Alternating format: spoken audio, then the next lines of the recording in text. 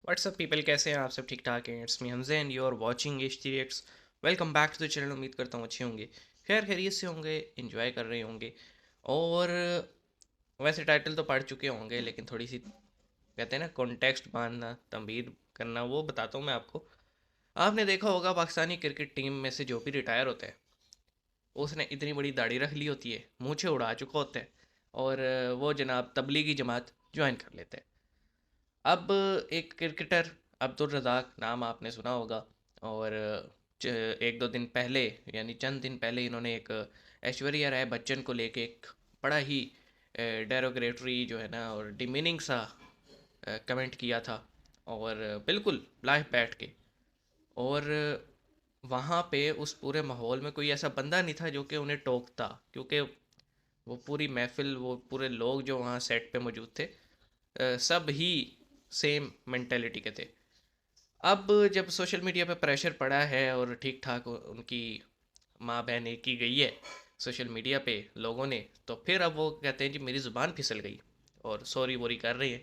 तो वो कहते हैं ना, चला हुआ तीर वापस नहीं आता, तो ज़बान से निकली हुई बात कभी वापस नहीं हो सकती। And now it's part of internet. तो देखते हैं जी, धुलाई तो हुई है। इस वीडियो में क्या कहते हैं, शुरू करते हैं। 3 2 1 एन। नमस्कार दोस्तों फिर एक बार पाकिस्तान से एक बड़ी कंट्रोवर्सी हम सबके सामने आ रही है, और जहां हमेशा की पाकिस्तान तरह के एक पूर्व पूरे क्रिकेटर पाकिस्तानियों का सर अब्दुल जोड़ के रज़ाक भारतीय एक्ट्रेस और सेलिब्रिटी ऐश्वर्या राय के ऊपर भद्दे कमेंट पास कर रहे हैं।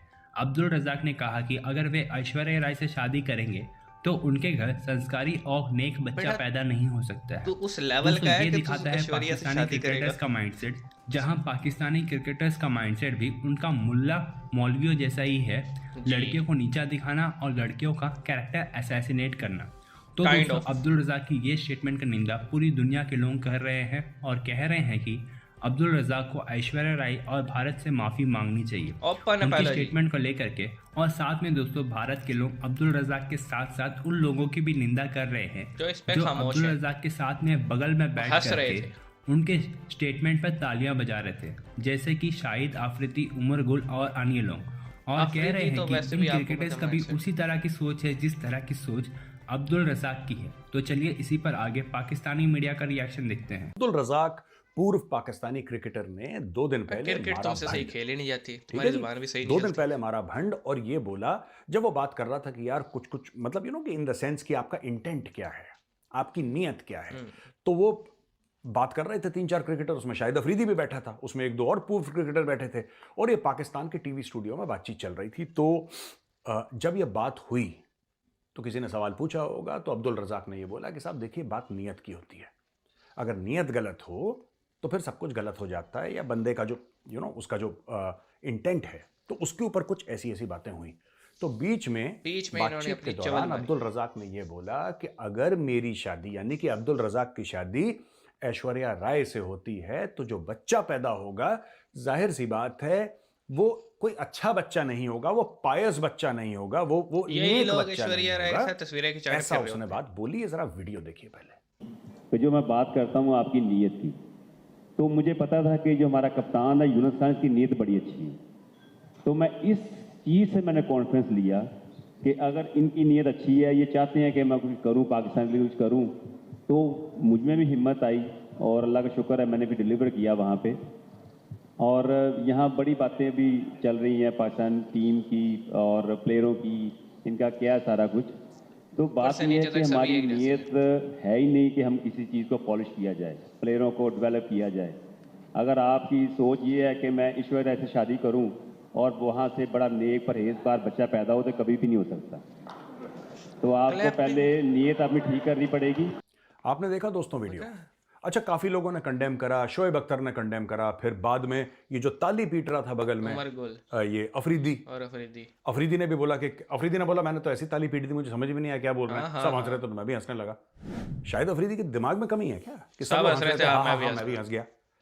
ये पर आई एम नॉट सरप्राइज्ड।